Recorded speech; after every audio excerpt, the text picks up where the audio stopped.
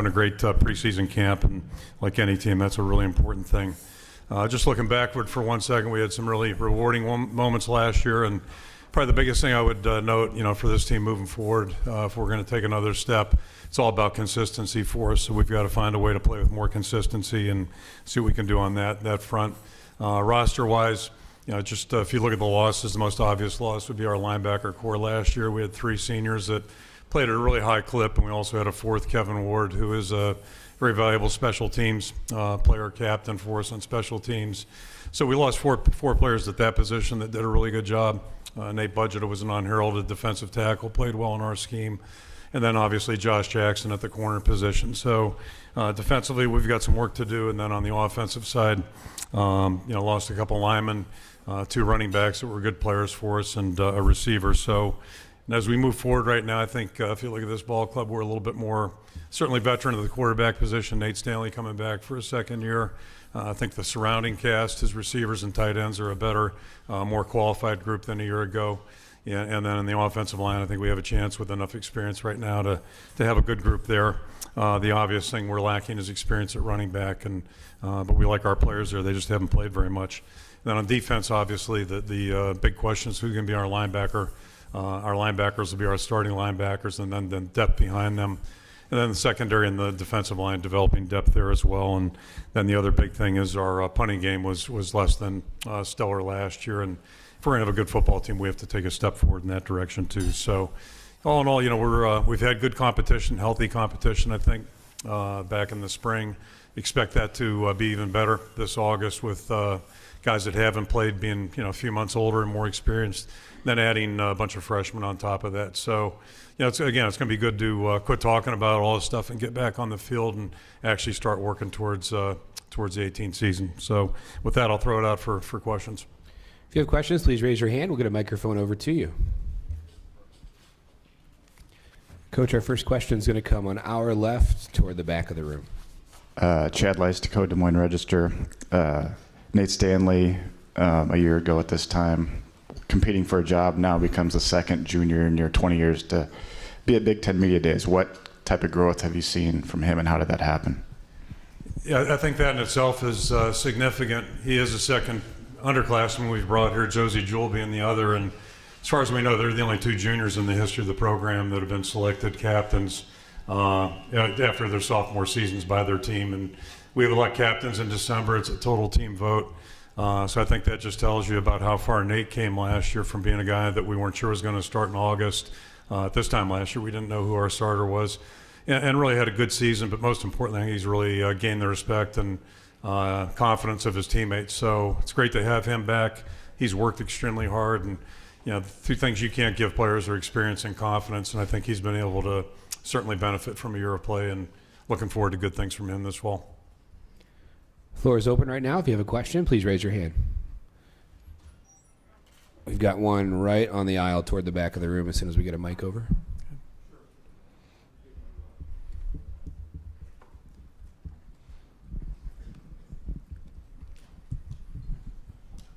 Scott Docterman, The Athletic. Kirk, you had an experienced center last year in James Daniels who had rare athletic ability.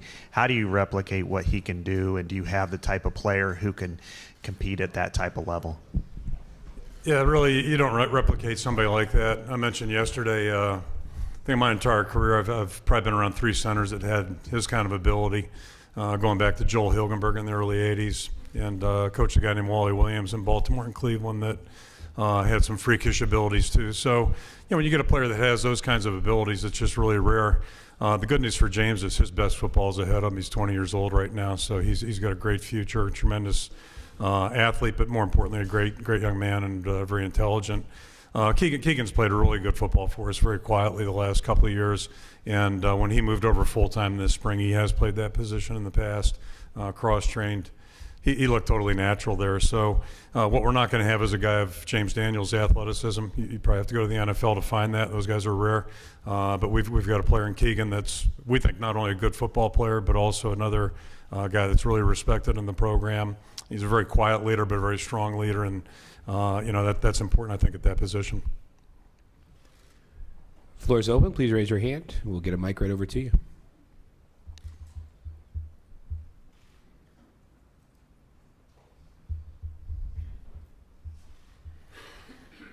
Next question will be right here next to the camera.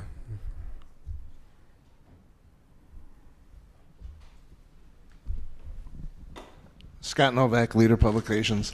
A lot is being made about the disparity in strength between the two divisions. What are your thoughts on that? And is the West catching up with the East finally? Yeah, I don't know about the race there, but I think the Big Ten, I've been in the league for quite a while now, 28, 29 years, something like that. And it's always been a great conference. That's what I do know. The consistency of what the league stands for, what it's all about, the quality of play, the quality of coaching, the competition week in and week out, I think is really impressive. There was a time, I think, in the 80s where there were a couple programs typically at the bottom that really had a hard time competing. But it's interesting, in my mind at least, over the last 15, 20 years, it's been extremely competitive. And, really I'm just kind of focused on the 12 games on our schedule. I don't see a game that, we better be ready in each and every one. They're all going to be tough contests. And I think that's really the nature of college football right now, but I think it's really accentuated in our conference. There's anybody can beat anybody, so you better be ready each and every Saturday. Still time for a handful of questions. Please raise your hand. We'll have our next one, Coach, back here on the aisle toward the left. Kirk, Mark Morehouse from the Cedar Rapids Gazette. You lost a couple guys last year early to the NFL. Do you see that kind of taken off in the NFL being maybe a little more aggressive with underclassmen, or maybe even that shifting to 2 years in college football? Yeah, I think it's pretty much documented right now. That's a trend that's rising. I think last year, was the highest number, if I'm not mistaken, that entered into the draft. And unfortunately, there are guys that enter that shouldn't enter. Both of our players, had good choices to make, and certainly wouldn't second guess, and supported both their decisions. We've had other guys in the past, Brendan Sheriff, Desmond King, who decided to stay in for their senior years. But that's a decision the individual has to make, in my opinion, unless they're just getting ready to make a bad decision. And we haven't had that case. And to me, it's kind of interesting. In James Daniels' case, James is the kind of player that we typically we're not able to recruit. But fortunately, his brother had a good experience at our place. I think our message resonated with him, and so he came in with uncommon skills and played at a very early age for us. Josh, on the other side, is a pretty unique story in that he was not very highly recruited out of high school, and he started one game going into last year, ends up being a consensus All-American and second-round draft pick. So, when things like that happen, they're great success stories, and I'm just happy for both those guys. They'll both do very well with their respective teams. Take our next question just in front of that last one, Coach. Jay Cohen, Associated Press. What does Parker do that makes him successful, Parker Hesse, as sort of an undersized defensive end in this league, and what kind of example is he kind of for the rest of your program? The first word that comes to mind for me is his attitude. And he caught our attention. He came to camp. He's from a smaller town in Iowa up north. And, we liked him in camp, saw some things about him. He played quarterback and outside linebacker. And then during our first bye week, two of our coaches went up and saw him compete live, and they both came back. And in fact, I talked to them. They were on their way down in the car that evening, Friday night. And both of them were very, very excited about what they saw, just his competitive nature, playing quarterback and then playing defense. So, we're a team that tends to project. We look at guys, that play maybe other positions, and if we think we find something in terms of their makeup and their competitiveness that we like, we'll recruit them and then figure out where they're going to play later on. Parker grew into the defensive end position, and really got thrown into action probably before he was ready. Drew out had an injury, so he had to play a lot in that 15 season, and he's playing against some pretty good players. Conklin in the title game for Michigan State. But he competes hard. That's the thing he does, and that's been a common denominator with him since he got on campus. So just talked about guys that are really respected in our program. Parker certainly earned that. Everybody on our team just thinks the world of him. He's a tremendous young person and outstanding student, check all the boxes. So, players like that really help you, hopefully have a chance to put a good team together. Still time for a couple more. I think we have one in the very back of the room.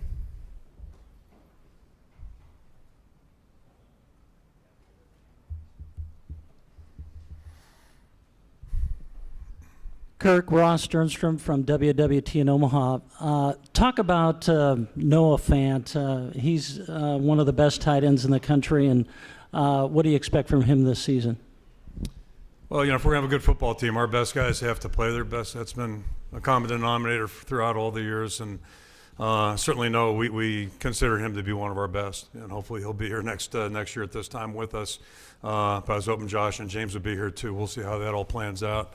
But he's a tremendous young guy. We played him a little bit 2 years ago, just try to get him acclimated a little bit and get his feet wet. And certainly last year he had a tremendous season, really took steps, not only as a receiver, but in all areas of his game. And we've seen that continued growth this past spring. The work he did blocking, his attitude's great. Certainly he's more comfortable and more adept at what he's doing now because he's got some experience behind him. And just like everything about him, he's been a tremendous guy in our program. And again, if we're going to have a good season this year, we certainly need players like Noah to have a tremendous year. And I can't think of a reason why he won't, other than he's going to attract attention for sure. Time for one more question.